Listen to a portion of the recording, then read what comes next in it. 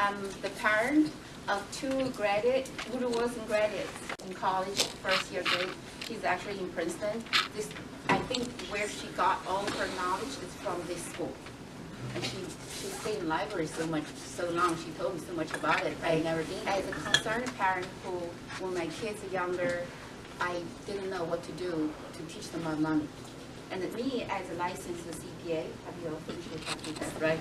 And then trained financial professional for over 20 years now.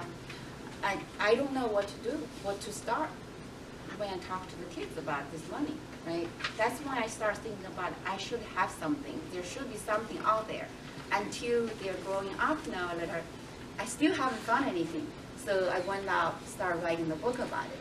So how do you think of your kids' FQ, financial intelligence level? Right? Not there yet. Okay. So we start with the parents. You're going to do a little test tonight. And we're going to collect the green sheet after you finish. And it's going to take like 2 seconds on each question, no more. Because it's going to be intuitive. We want you to think about it intuitively. 5 things you always make the right decision. One means, I don't know. I never thought about that thing. I need to make a decision. I hope when you go home, have your kids do the same test. You perhaps all know what is IQ, right?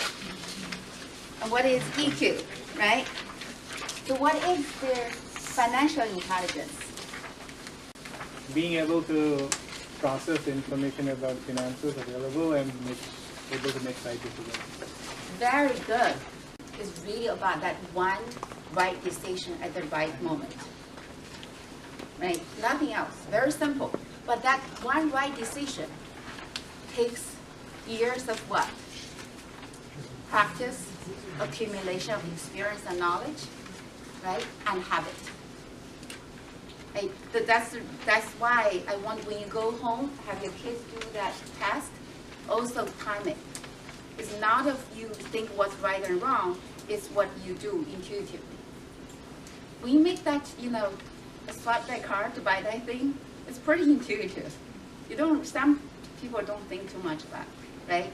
I heard from a client, this really shocked me because she has a niece, inherited about $60,000 from the grandma, right? And that she's the grandkid of the grandma, right? And then a month later, the niece came to her saying, "And I need to find a job." She's like, "You just got $60,000 from your grandma, right?" She's like, "Oh, I spent them all." She's like, "What did you do?" "I bought a car for my boyfriend." For a 90-year-old girl, that very well can happen, right? And that tells what? A lot.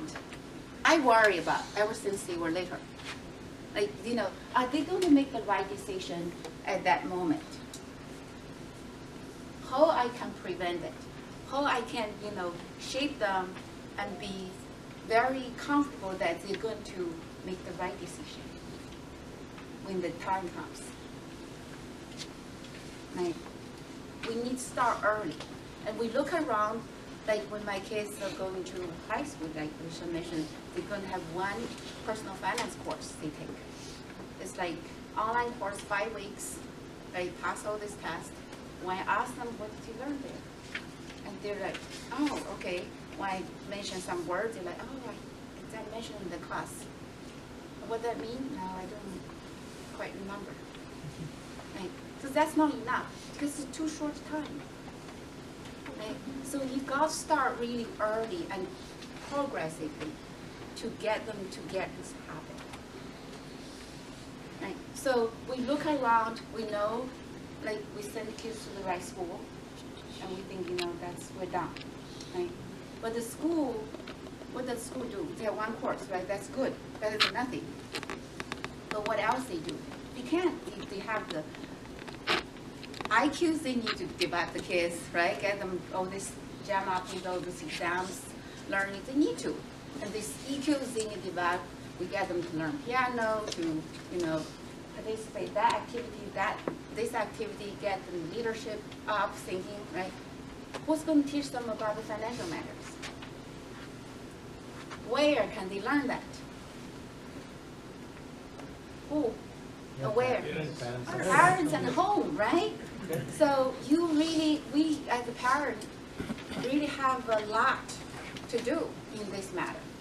Because who's going to suffer if they don't do well? Yes, right?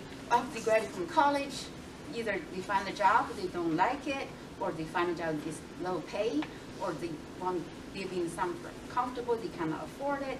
So where do they go? Home, sweet home, right? So that's, we like them to as well. They want to. And not that because it's this last resort. So what can we do now?